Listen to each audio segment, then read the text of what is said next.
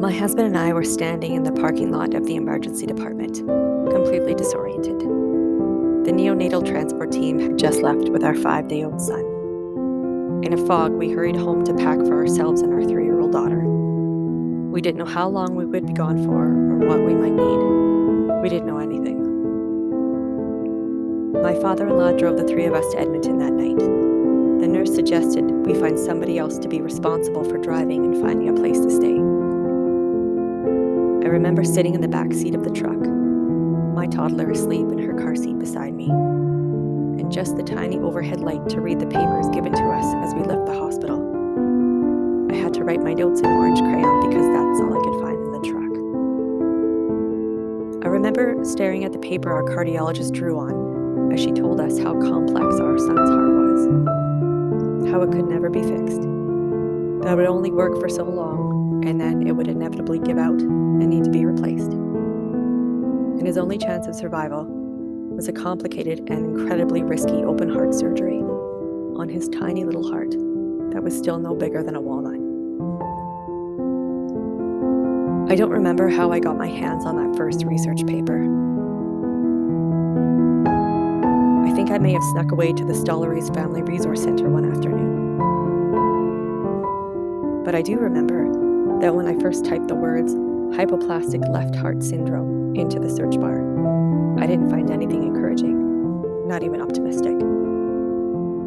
It was all terrifying. The mortality rates, the complications, the slim chances of survival. I tried to decipher the research papers, but I was overwhelmed. I would have never expected to find my family stranded in this situation, in an unfamiliar city with no idea what to do or how long we would be there. I couldn't imagine us on the other side of this.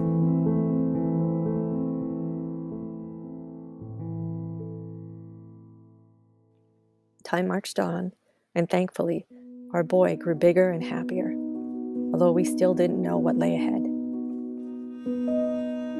Then one day I came across a research paper that wasn't like any of the others I had found. It described the realities of being a parent to a child with a complex congenital heart disease. In those pages, there were powerful quotes from patients and families, and they shared encouraging stories and practical advice.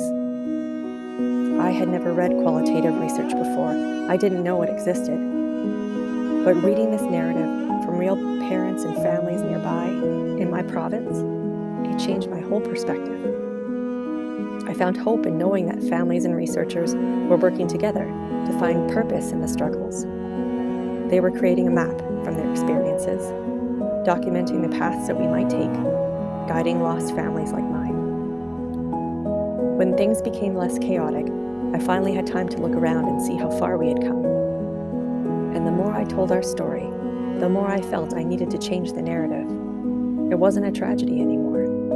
Our story was now one of hope, courage, gratitude, just like the ones I had read about in that first paper. Now our story could be a guide for families who were just starting out or beginning a new chapter in their life.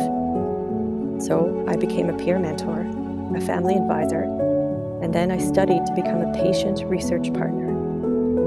Because who better to guide research than families with a vested interest in the outcome? Now I work to create and maintain relationships between families and research teams. And I like to remind them that research is not just data and probabilities, but about all the possibilities in living a full life with CHD.